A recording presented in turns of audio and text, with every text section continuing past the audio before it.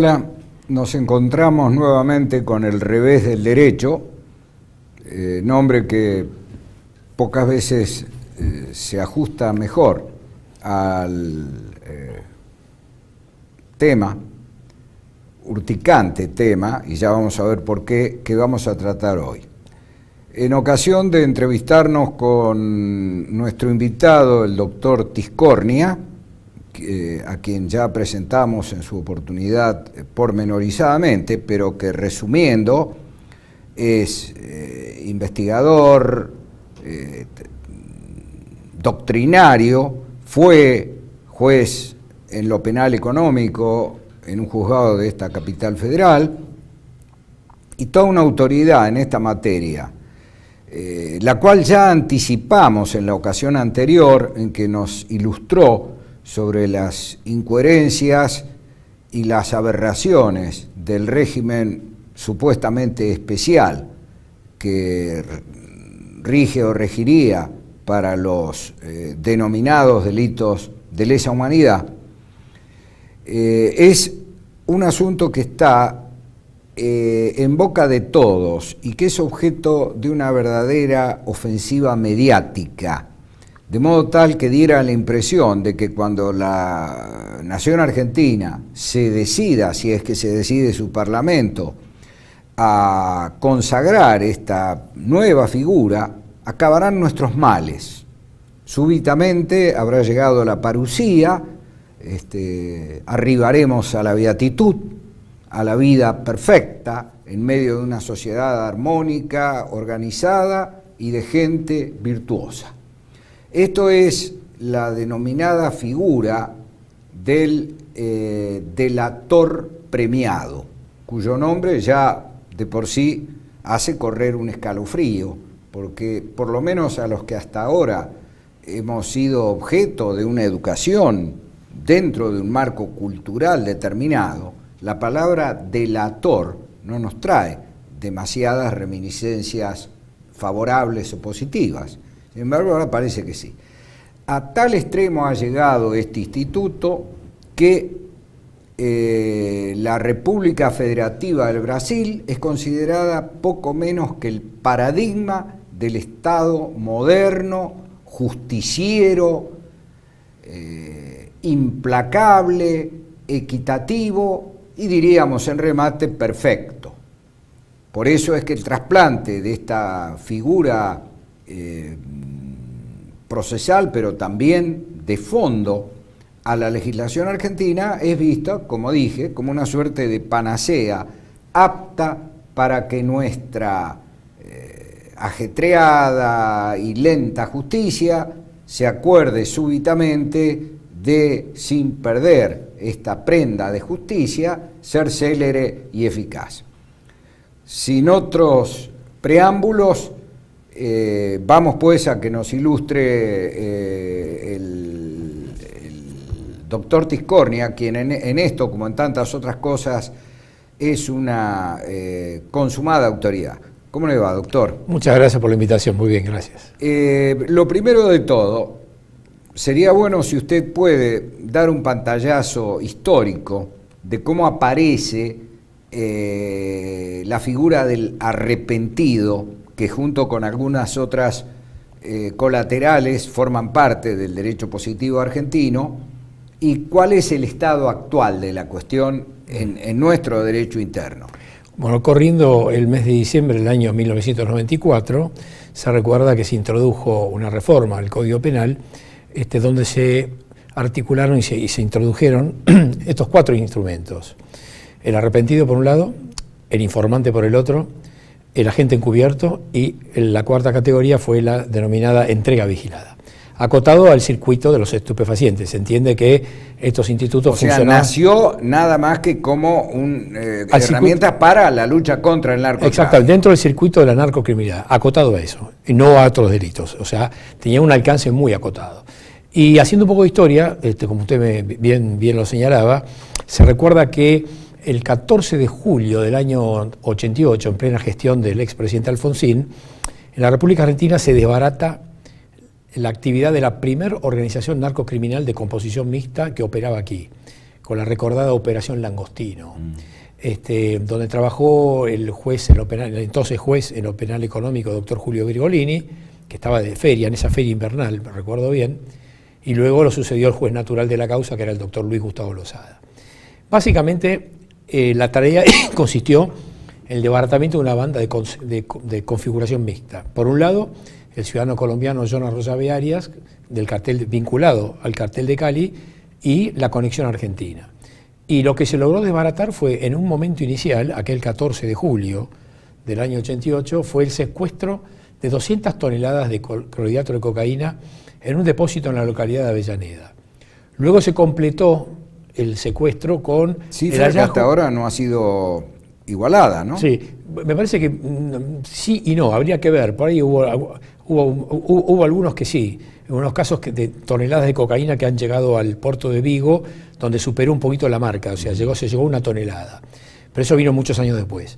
Y ajustándonos al momento histórico, tenemos que agregar que se secuestraron 600 kilogramos más en Avellaneda. En Mar del Plata.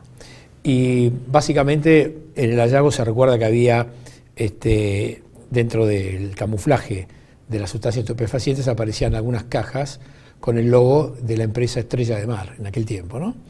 Y bueno, en el año 94 el juez en lo penal económico, doctor Bernardo Vidal Durán, muchos años después, en 1994, dictó las primeras sentencias de condena. Y fueron confirmadas por la Cámara Penal Económica y por la Corte años después. O sea que este es el primer caso paradigmático en materia de estupefacientes, que marca históricamente que el narcotráfico en la Argentina encontró terreno fértil muchos años atrás, o sea, claro, ya allá por el año 88. Y en lo que específicamente usted me preguntaba, y acá viene la respuesta, este fue el disparador de esta sanción del año 94, de esta reforma del año 94.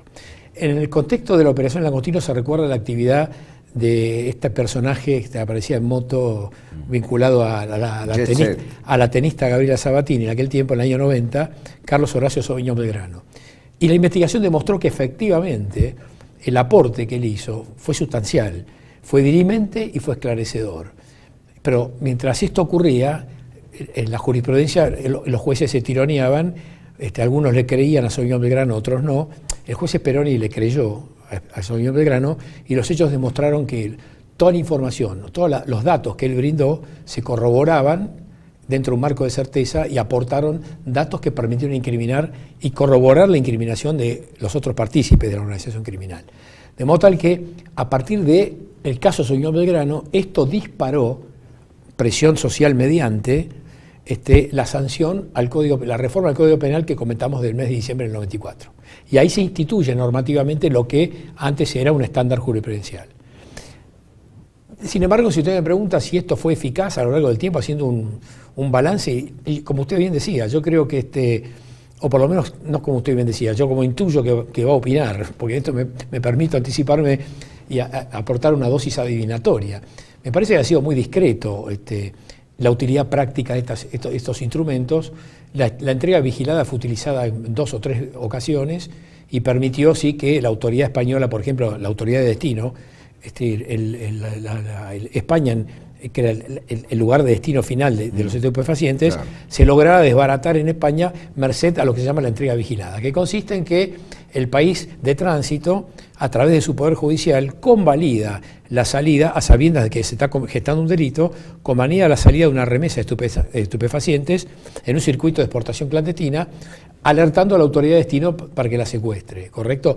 Esto permite, en términos de utilidad práctica, desbaratar la conexión de destino. Eso como el famoso billete marcado en el pago Exactamente. de secuestro, no es ninguna gran revolución ni conceptual ni institucional. Y yo creo que la crítica que se hace a esto es que la presión social que derivó en la inclusión al Código Penal de estos instrumentos acotados a la narcocriminalidad viene a marcar, en cierta forma, un déficit profesional en las fuerzas de seguridad. Esto es buscar el shortcut, que es el camino corto, y decir, bueno, nosotros no vamos a esforzarnos en profundizar averiguaciones, no vamos a trabajar 14 horas por día, aunque a veces hay que decir que en muchos casos se ha hecho eso, porque no se puede tampoco generalizar la cosa.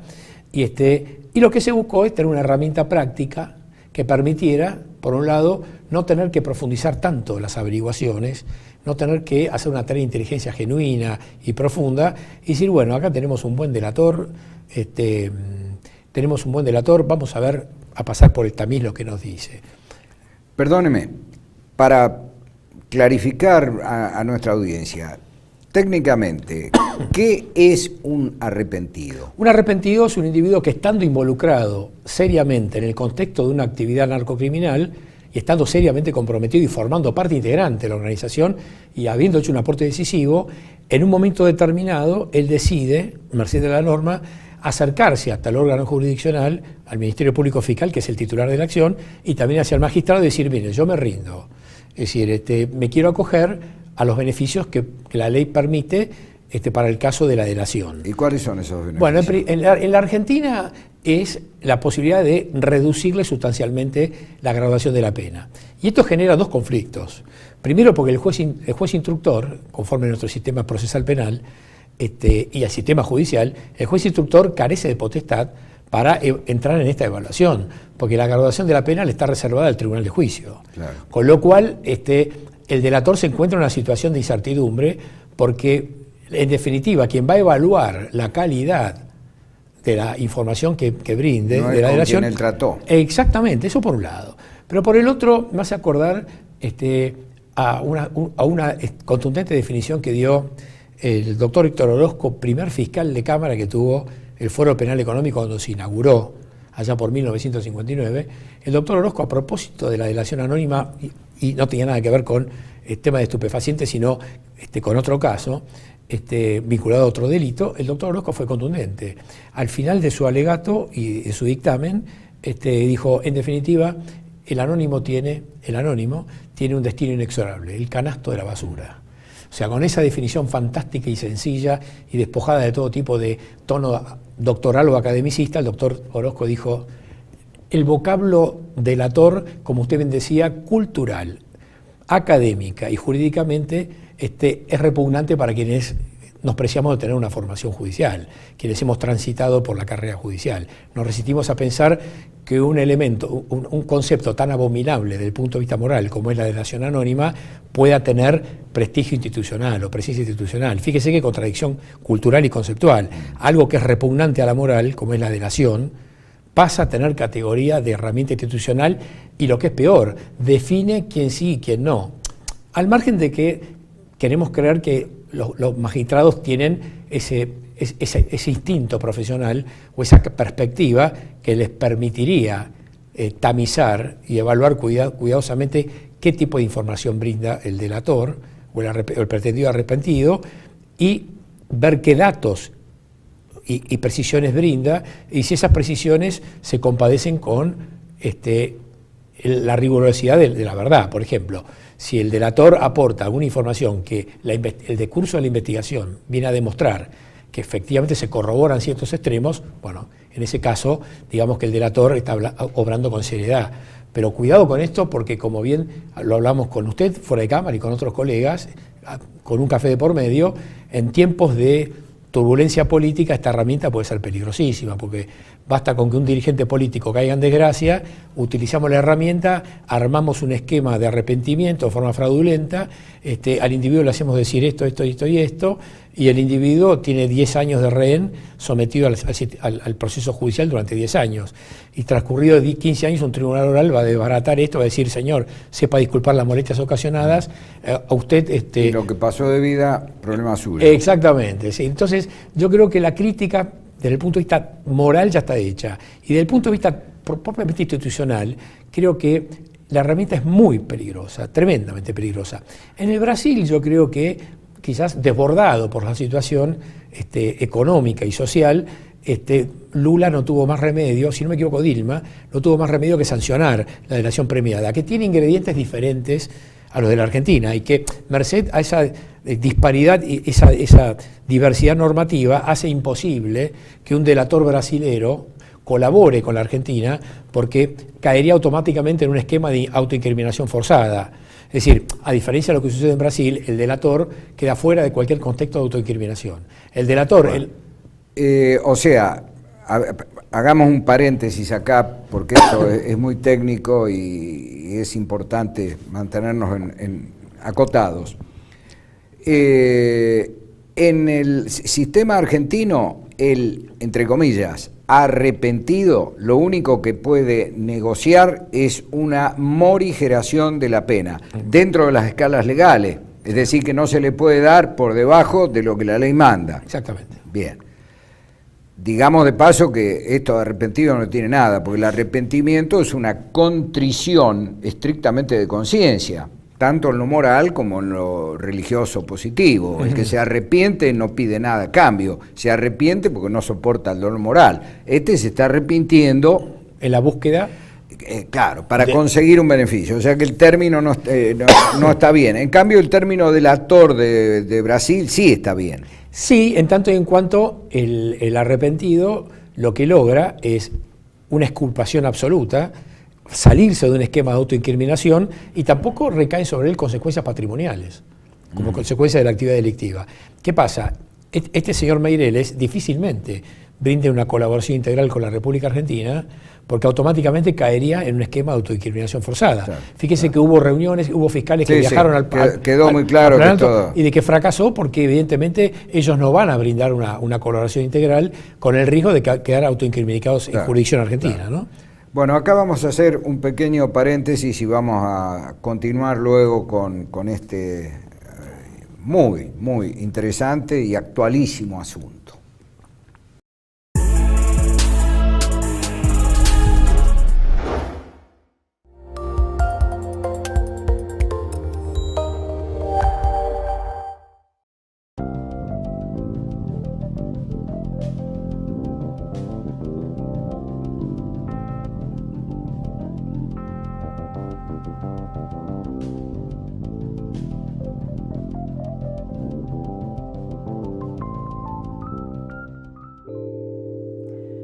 Soy hija del coronel Ibarzábal, secuestrado por el ERP durante un sangriento ataque a su unidad militar en el año 1974.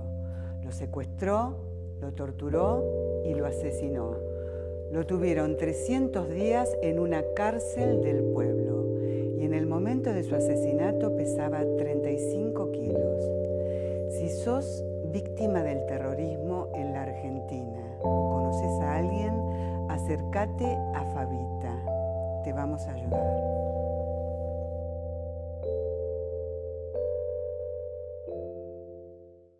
La Guerra Invisible, Acción Psicológica y Revolución Cultural, en coautoría de Lucas Carena y Pablo Dávoli. El libro que revela las maniobras de manipulación psicológica y cultural. La Guerra Invisible, Acción Psicológica y Revolución Cultural, disponible en mercadolibre.com.ar.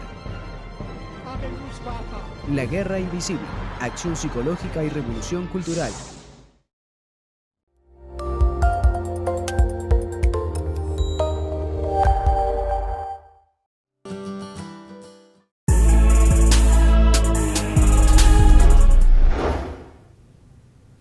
Muy bien, continuamos con esta muy interesante explicación que nos está dando el doctor Tiscornia respecto de este espinoso asunto.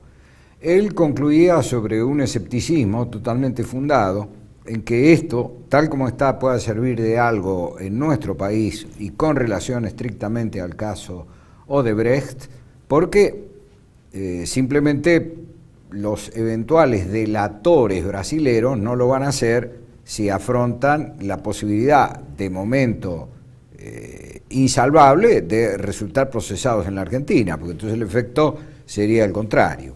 Pero dejando de lado esta situación que es coyuntural y pensando en la perennidad de las instituciones, es el caso preguntarse si esto podrá servir, entre comillas también, para algún caso posterior. Usted en buena medida ya adelantó la respuesta, dijo que esto era como una suerte de atajo o camino corto para recorrer lo que generalmente es un tramo espinoso, largo y en subida, cuál es la investigación penal. De modo que vendría a ser este arrepentido / delator algo así como era otrora la confesión. Exactamente, sí, es así. El comisario lograba para saber con qué métodos, que el imputado confesara y el expediente iba a sentencia con 2 hojas o 3. Sí, algo de eso, sí, sin caer en una visión reduccionista o simplificadora. No, es así, es como usted lo dice. Lo que pasa es que también, al mismo tiempo, también tenemos que poner en el equilibrio de la balanza que hay actividades narcocriminales que son de difícil prevención, de compleja averiguación y que requieren mucho trabajo. Yo recuerdo en aquel año 88 la tarea del comisario Brizuela, que era el jefe de la Policía Federal, si no me equivoco era el comisario general Di Vietri, que presidía la fuerza en tiempos del doctor Alfonsín, y la tarea inicial que llevaron a cabo fue bastante importante. Pero sin embargo, a pesar del esfuerzo, necesitaban ese plus, ese adicional que llegara a través de algún informante o de algún arrepentido, que fue el caso de Sauvignon Pelgrano, ¿no? Sí. Que se comprobó que todo lo que dijo fue cierto, ¿eh? Eso hay que decirlo, porque también como decimos una cosa, decimos la otra, que en este caso toda la información que brindó fue absolutamente cierta y permitió coronar los pronunciamientos de condena que dictó el juez Vidal Durán muchos años después, en el año 94. O sea que esto hay que decirlo, que en ese caso funcionó bien. Pero de cara a futuro me parece que esto puede alimentar el armado fraudulento de cualquier imputación contra cualquier opositor, contra cualquier individuo que cayó en desgracia, y esto es altamente peligroso porque la reparación llega después de producir un estrago y 15 años después, que es otro problema que tiene el sistema judicial argentino, que está estructuralmente colapsado, ¿no? Claro. De cualquier manera, también en materia de narcocriminalidad, la Argentina ha trabajado gracias al auxilio de algunas autoridades de prevención extranjeras, en este caso la DEA, en los Estados Unidos, y sobre todo yo tuve una muy buena experiencia con la policía australiana. Sí, tuve una muy buena experiencia con la policía australiana, pero especializada en este circuito, ¿no? En la narcocriminalidad. Y esto tuvo que ver con, inicialmente, una ciudadana australiana que estaba en tránsito en la Argentina. Bueno, se detectó en el equipaje una cantidad relativa de estupefacientes, porque en equipaje acompañado no puede pasar más de como mucho, de 5 kilos como mucho. Pero lo que les interesaba a los australianos era revisar toda la libreta de anotaciones y la agenda de esta señora, y eso les permitió a ellos recorrer todo el circuito de las vinculaciones de esta señora, y eso los llevó no solo a Australia, sino los llevó a Singapur, los llevó a Tailandia, a Barcelona, ¿no? Al parecer esta señora estaba afectivamente vinculada a un ciudadano español radicado en Barcelona. Pero yo ahí pude advertir, no solo en lo que tiene que ver con la tecnología, sino lo que tiene que ver con la preparación profesional. Pude apreciar la velocidad de actuación y de investigación que tenía la policía australiana. Sin embargo, hay que decir que el policía federal argentino, aún con los escasos recursos, ha habido casos de funcionarios policiales que han trabajado pero muy bien. O sea, que con los pocos recursos que tienen, inclusive me acuerdo de una conversación con funcionarios de la DEA, no entendían cómo el comisario Brizuela y en aquel tiempo el comisario Escalante y el comisario Santa Eugenia, que fueron los que desbarataron la operación Langostino, ellos no podían entender cómo con los escasos recursos lograron semejante desbaratamiento. Si ustedes como diciendo, ¿cómo hicieron con esto? Y ellos dijeron, bueno, mire, escuchamos un teléfono, escuchamos otro, y logramos desbaratar la conexión local. Nos faltaba desbaratar la conexión extranjera, o sea, retroceder en un trabajo de retrospección, de reconstrucción histórica hacia el lugar de origen, cómo transitó, quién la financió y cómo llegó a la Argentina. Entonces, en ese punto hay que destacar que hubo funcionarios policiales que trabajaron pero muy profundamente y con pocos recursos, con escasos recursos. Recuerde usted que en la transición a la conciliación del sistema democrático, desde que el doctor Alfonsín se hizo cargo, todo lo que tuviera que ver con uniforme era mala palabra. Todavía había mucha urticaria, había mucha sensibilidad con todo lo que era conceptualmente vinculado a la dictadura militar. Con lo cual, todo lo que tenía que ver con uniforme era visto uy, esto es sinónimo de dictadura, ¿no? O sea que el comisario Di Vietri tenía esa dificultad también. Es decir, de tener que lidiar con todo un condicionamiento social y una sensibilidad cultural muy fuerte que impedía por ejemplo, que la policía militar pudiese acudir hacer tareas de prevención en materia de narcotráfico, como sí sucede en Brasil. Si usted aterriza en el aeropuerto de Guarulhos o en el aeropuerto de, no digo Santos Dumont, pero el Galeão, usted va a ver que en las jurisdicciones aeroportuarias va a ver los uniformes que dicen policía militar. Es decir, que la policía militar se mete en las favelas y hace prevención en materia de narcocriminalidad. Acá imagínese usted el alboroto que se armaría. Lula la usó. Por eso. Y el alboroto que se armaría si alguien propiciara una reforma parcial a la ley de defensa, al régimen de defensa, y que pretendiera incluir a la policía militar dentro de las autoridades de prevención para prevenir el narcotráfico. Acá tendríamos una resistencia cultural y política fenomenal, ¿no? O sea, habría cierto sector de la dirigencia política que pegaría un grito en el cielo. O sea, ¿cómo a los militares el narcotráfico? Bueno, en Brasil lo hace, pues Brasil está en la problemática social. Pues tiene una concepción de la defensa nacional un poco más acorde con los tiempos que corren. Exactamente, ¿no? Sí, yo creo que sí. Eso es un poquito haciendo un raconto histórico de... Si se ve el narcotráfico nada más que como un problema penal, se yerra enormemente. Claro, el narcotráfico ha dado lugar a la creación de estados y a la aparición de estados dentro de otros estados. Sin duda.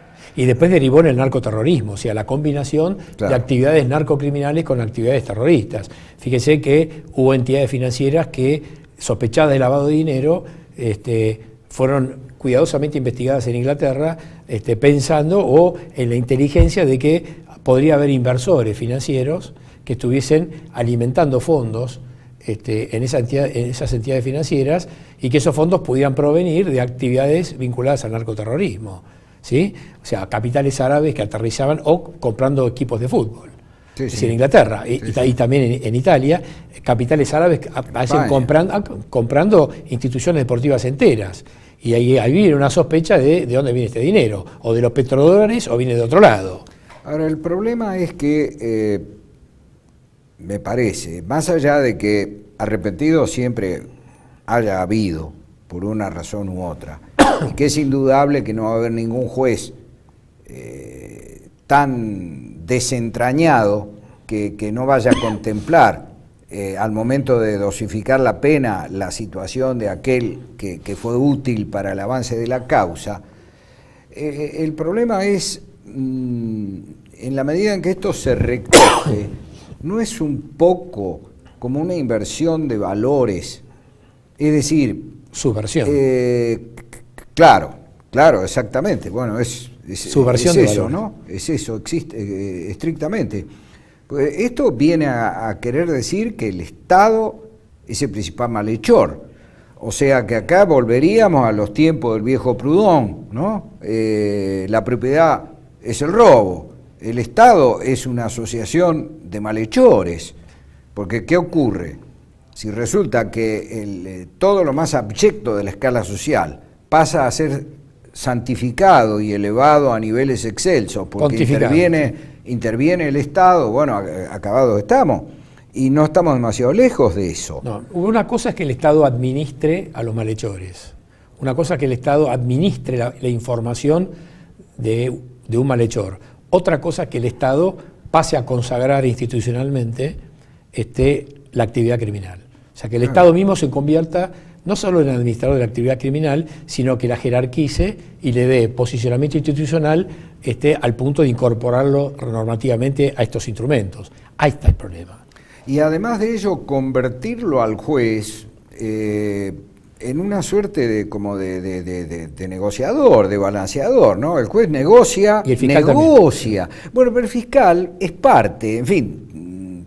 Pero el juez, que es supuestamente independiente, imparcial, supuestamente no, tiene que serlo, si no, no es juez, es otra cosa, pero no es juez, tiene que negociar en términos, bueno, me das esto, te doy lo otro, balanceo, etcétera, bajo, una especie de regateador de trastienda, que creo, me parece a mí al menos, que no tiene demasiada equivalencia o comparación con el juez Augusto, que tradicionalmente el juez de que hablaba Kolleve como uno de los tipos de autoridad, ¿no? Sí, por ejemplo, fíjense ustedes, si nos vamos un poquito, nos corremos un poco del circuito de la narcocriminalidad, en los últimos años hemos visto como una investigación muy paradigmática, muy de mucha resonancia mediática, un juez federal le deniega la excarcelación a un individuo, a un empresario, si se quiere, emblemático, a quien se lo vincula con un expresidente y con un expresidente, y donde se le imputa un delito de lavado de dinero, de fraude en perjuicio de la administración pública, y cómo la defensa particular de ese empresario sostiene que tanto el juez como el fiscal deniegan sistemáticamente la excarcelación, bendecido por el Tribunal de Alzada y por la Cámara Federal de Casación Penal, a la espera de que ese individuo por ahí se quiebre. Se quiebre, sí. Eso se pone como un ejemplo. Claro, entonces pareciera ser que el tipo este lo dejamos ahí, se va a quebrar y bueno, a todo esto este individuo, bueno, dice, a ver, yo tengo 2 hijos, tengo esto, el individuo, es decir, es como que se utiliza a veces la denegatoria de excarcelación con un propósito, si se quiere, cuasi extorsivo, ¿no? Por lo menos por la vía implícita. Este individuo se va a quebrar y cuando se quiebre nos va a contar todo, nos ahorramos trabajo y esto lo terminamos, ¿no? Entonces, cuidado que la defensa de ese individuo ha hecho hincapié en eso. Sí. Entonces, la cultura que usted marcaba, esa cultura que consiste en que el juez pasa a ser una suerte de administrador o negociador de que, mira, a ver qué me das, si me das el vaso de agua, podemos ver si te bajamos la pena, que tampoco lo puede hacer porque, repito, quien va a evaluar la calidad... Sí, es el juez de juicio. El tribunal de juicio. Bueno, de eso vamos a hablar en el próximo bloque. Bien, la densidad del tema bien merita otra pequeña pausa.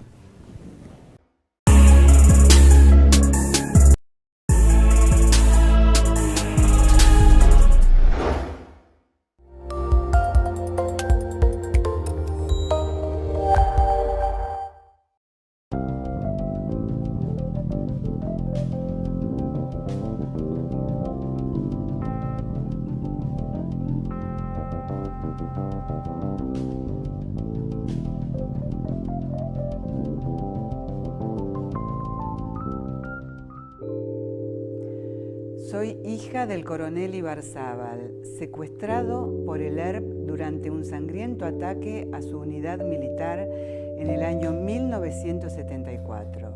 Lo secuestró, lo torturó y lo asesinó. Lo tuvieron 300 días en una cárcel del pueblo y en el momento de su asesinato pesaba 35 kilos. Si sos víctima del terrorismo en la Argentina o conoces a alguien, acércate a Fabita. Te vamos a ayudar.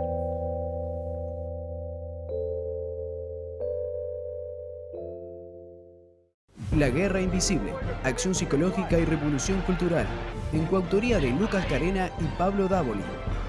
El libro que revela las maniobras de manipulación psicológica y cultural.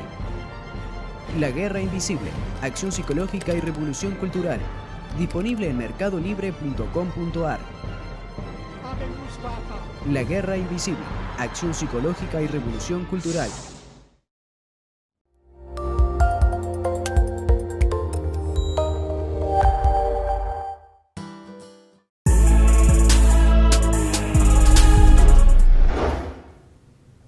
Muy bien. Estábamos hablando con el doctor Tiscornia de este nuevo papel del juez, podríamos llamarlo con el respeto debido, apretador, el juez que mediante herramientas del derecho procesal, que son aflictivas de la libertad y hasta de la integridad física de las personas, pretende obtener un resultado abreviado, fácil, de la investigación por encima, como dijimos, de los arduos caminos intermedios que implican una mayor oficiosidad en esa materia que es necesariamente oficiosa. En este sentido, es del caso señalar que se consideró como una gran adquisición institucional en nuestro país,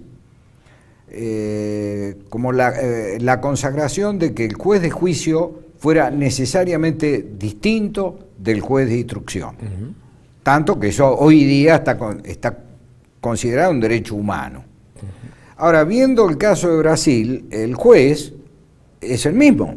Sí. Este doctor Moro, a quien no tengo el gusto de conocer, un hombre joven y dinámico, evidentemente, y con un fuerte afán de protagonismo, salta a la vista, él mismo investiga, negocia y condena. Sí, y eso es delicado. Eso es muy delicado. Entonces, bueno, ¿qué diferencia hay entre esto y el juez del alcalde de la Santa Hermandad? Ninguna. O el juez de la Santa Inquisición. Ninguna. Torquemada. Claro, es decir, bueno, a lo mejor no cabe ninguna duda de que era gente con las mejores intenciones y que quería hacer justicia, y posiblemente en muchos casos la haya hecho, pero la pregunta que uno debe hacerse es que el valor justicia permite pisotear valores altígrados como puede ser la equidad, la libertad y hasta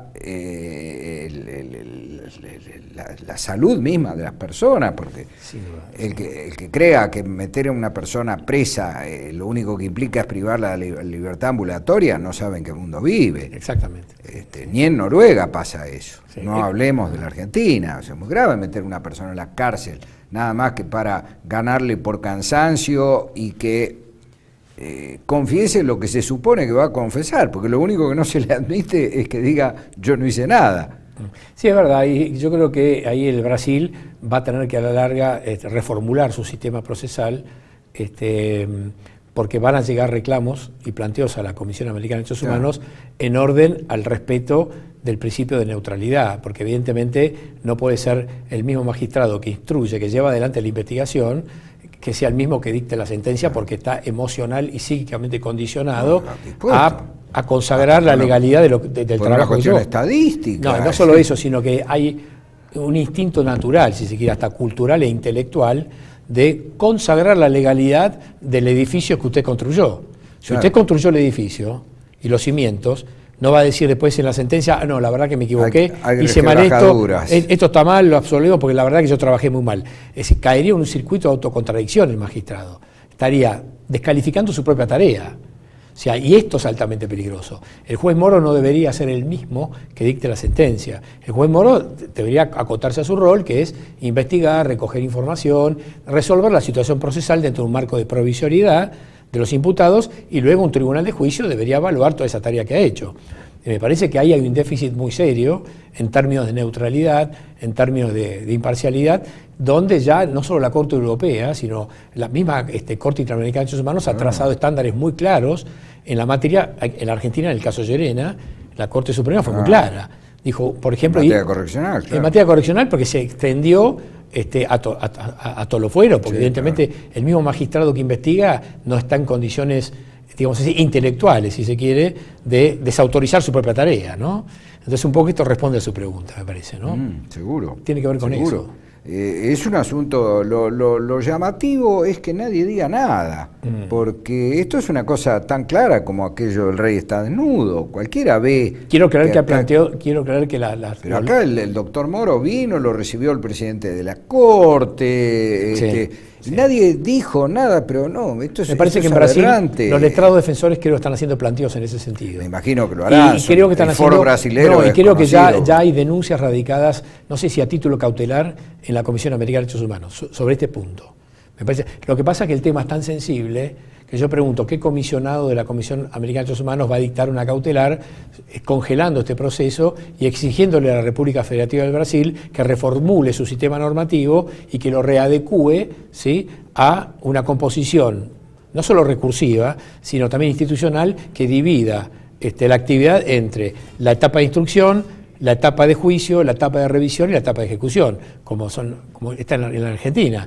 O sea, evidentemente en cualquier país que se presuma ser un Estado de Derecho. Obvio, por eso mismo yo creo que esto puede dar lugar, como usted bien dijo, a la caja de Pandora, y que de repente el señor Meireles diga, ay, no me acuerdo de nadie, pero me acuerdo del señor Arribas.